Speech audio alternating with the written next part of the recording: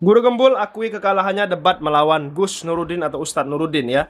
Jadi Guru Gembul akui kalah debat dengan Ustadz Muhammad Nuruddin. Mari kita lihat video pengakuannya.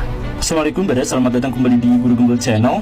Video ini adalah video penjelasan tentang perdebatan antara saya dengan Ustadz Muhammad Nuruddin kemarin lalu tanggal 9 Oktober di UI. Saya sama sekali tidak mengajukan alasan terkait dengan ini, karena kalau dalam konteks perdebatan sebagai mencari siapa yang menang dan siapa yang kalah, jelas saya kalah telak pada waktu itu, dirujak habis-habisan, terlihat pelanga-pelongo dan lain sebagainya. Video ini justru untuk menjelaskan tentang bagaimana yang sesungguhnya terjadi di sana, bukan untuk mencari alasan tentang kekalahan saya. Karena kalau misalkan dalam konteks debat menang kalah dan tentang kekalahan saya itu sudah diakui, dan jangankan tanpa saya harus mengakui pun sudah terlihat jelas sebenarnya dalam video yang telah beredar. Tapi video ini saya membuatnya adalah untuk membuat semacam rekapan gitu. Jadi ceritanya begini Baraya, debat kemarin itu terjadi 9 Oktober tahun 2024 di UI.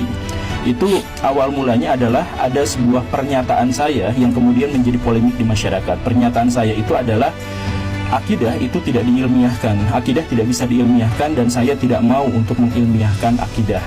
Nah, pernyataan itu di luar dugaan saya, di luar perkiraan dan pikiran saya, itu menjadi polemik di masyarakat.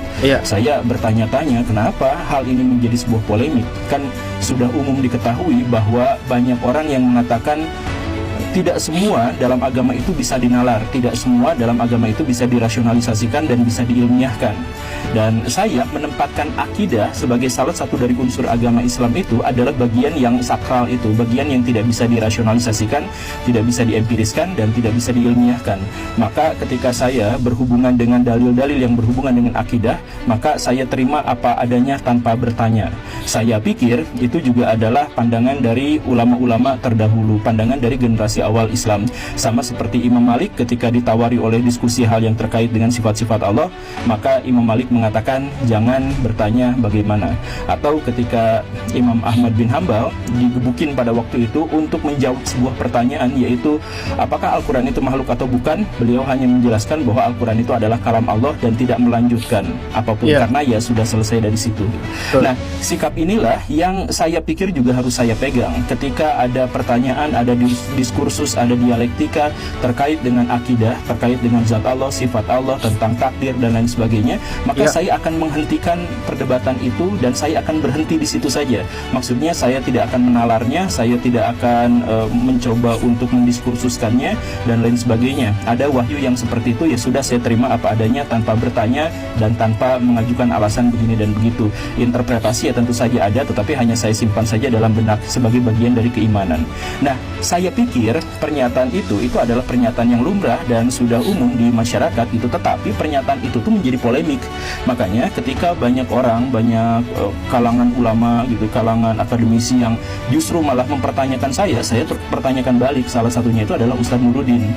Beliau bikin di kanalnya penjelasan tentang kesalahan-kesalahan berpikir saya. Kemudian saya, Pak Ustadz, ayo kita diskusi yuk dalam hal ini gitu. Dan saya pikir diskusi pada waktu itu yang ingin saya buka itu adalah diskusi semacam ketika saya dengan Pak Fahri Hamzah, ketika saya dengan Pak Ade Armando, ketika saya dengan Ustadz Felix Yao, di mana ngobrol berdua dalam sebuah podcast gitu. Nah, cuman ternyata dibukalah perdebatan yang lebih terbuka gitu di sebuah universitas yang dihadiri oleh ratusan orang pada waktu itu. Ya oke lah, tidak apa-apa gitu, karena sejauh yang saya pikir adalah bahwa pendapat saya sudah final, sudah di situ gitu.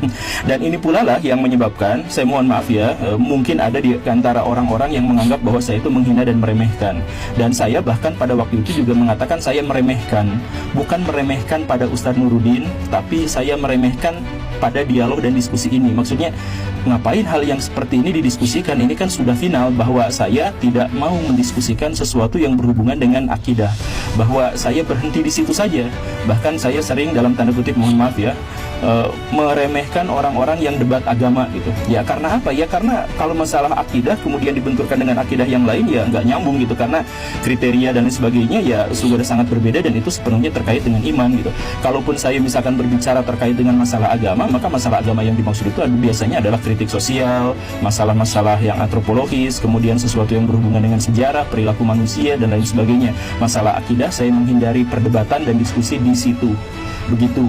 Makanya banyak juga misalkan orang-orang yang nantang debat, misalkan yang orang Kristen, tapi masalahnya adalah akidah, ya enggak. Kalau misalkan hal-hal yang selain itu ya bisa aja kita diskusikan, tapi kalau misalkan masalah akidah, masalah zat Allah, masalah perilaku Allah, sifat-sifat Allah dan sebagainya, saya menghentikan di situ saja. Nah, karena saya sudah berpikiran seperti itu, ketika saya datang ke sana itu, ini kesalahan terbesar saya. Jadi sekali lagi saya tidak akan cari alasan gitu. Saya tidak bawa referensi, saya tidak bawa penegas, saya bahkan tidak bawa pengetahuan yang memadai terkait dengan hal itu. Saya datang ya sebagai orang yang sudah sejak awal menghidupkan doktrin dalam pikiran saya. Ya sudah, nggak usah diperdebatkan, titik sampai di situ saja.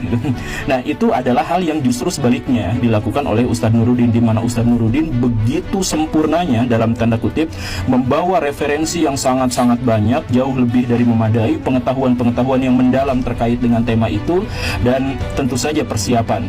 Nah, saya sama sekali tidak seperti itu. Jadi kalau misalkan Baraya lihat perdebatan kemarin itu seperti jomplang dan seperti seakan saya memang meremehkan. Ya karena itu saya nggak bawa apa-apa, beliau mempersiapkan dengan sangat baik dan sangat jeli, sangat detail.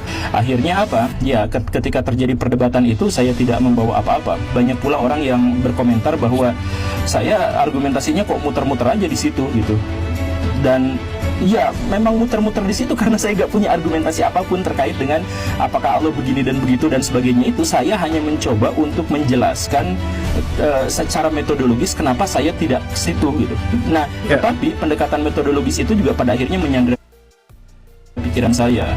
Jadi ketika saya melanjutkan lebih dalam lah malah membahas tentang Tuhan. Jadi saya berhenti di situ dan ya makanya saya pada waktu kemarin itu justru mengajak pada audiens di sana untuk berdiskusi, untuk bertanya. Itu saya bolak-balik bertanya pada audiens itu, apakah kita sebenarnya sependapat bahwa sebenarnya pada bagian Allah tidak bisa diilmiahkan itu ya gitu. Tapi ternyata ya tidak, banyak audiens yang mengatakan bahwa Allah itu bisa diilmiahkan sama seperti pendapat Ustadz Nuruddin dan lain sebagainya gitu.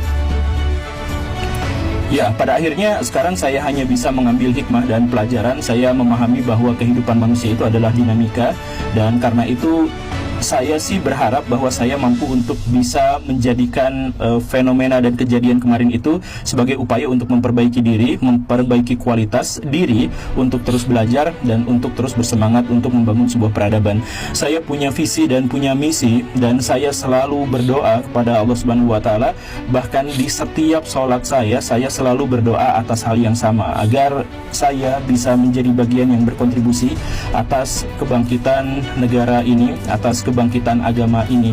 Jadi saya selalu memimpikan dan terobsesi untuk melakukan itu. Ya, saya ingin menjadi bagian dari agen pembaharu dan seterusnya. Itu mimpi saya, itu cita-cita saya, dan ini dianggap sebagai bagian dari sebuah pelajaran yang sangat penting buat saya. Ke depan saya tentu aja akan memperbaiki diri menjadi lebih baik lagi. Tapi apakah sikap saya berubah setelah perdebatan kemarin dalam konteks memahami Tuhan dan sebagainya? Perdebatan itu saya pahami sebagai ajang untuk mendemonstrasikan argumentasi, dan saya mengetahui sepenuhnya bahwa argumentasi saya kemarin itu tidak ada apa-apanya dibandingkan dengan argumentasi Ustadz Nuruddin.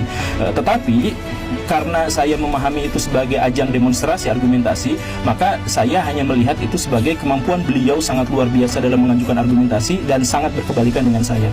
Tetapi dalam konteks tentang keimanan saya tetap berpegang bahwa urusan Allah, urusan takdir, urusan akidah dan semacam itu saya tidak akan mendekatinya secara ilmiah, tidak akan mendekatinya secara rasional, tidak akan mendekatinya secara empiris. Saya akan mencukupkannya hanya kepada wahyu saja, bahwa wahyu itu juga harus dirasionalisasikan, harus ditafsirkan, dan harus ada pembuktian-pembuktian empiris, itu memang harus gitu. Tetapi sesuatu yang ingin saya menekankan di situ itu adalah bahwa keimanan saya itu dalam konteks itu berbasis wahyu. Baraya tentu saja mengetahui bahwa saya mencoba untuk merasionalisasikan segala sesuatu, tapi itu hanya pada hal-hal yang bisa dibuktikan. Saya misalkan bisa mencoba untuk merasionalisasikan fenomena politik di Indonesia, masalah-masalah hukum di Indonesia, kemudian masalah-masalah sains di Indonesia dan sebagainya. Iya, saya mencoba untuk itu, tetapi itu adalah sesuatu yang terindra. Karena saya tidak memiliki metodologi yang bisa saya buktikan pasti untuk bisa mendekati Tuhan, maka saya hanya berpegang teguh pada wahyu saja, dan saya mencukupkannya di situ saja, titik di situ saja. Ya, itu adalah bagian yang sampai sejauh ini belum berubah gitu. Oke, Baraya, itu saja. Terima kasih karena sudah menyimak. Sekali lagi, ini bukan sebuah alasan, tapi ini adalah untuk memberikan penjelasan tentang apa yang terjadi kemarin itu, baik secara konten maupun kronologi peristiwanya. Terima kasih karena sudah menyimak. Saya Guru Gembul. Luar biasa ya. Jadi Guru Gembul sudah mengaku kalah terhadap Ustadz Muhammad Nuruddin mengenai debat ilmiah yang dilakukan di Universitas Indonesia bersama Ustadz Muhammad Nuruddin dan juga para penonton dan juga Guru Gembul. Kita salut Guru Gembul datang ya teman-teman. Ya, semoga Guru Gembul taubat dan dapat hidayah. Amin ya robbal alamin. Sekian. Assalamualaikum warahmatullahi wabarakatuh.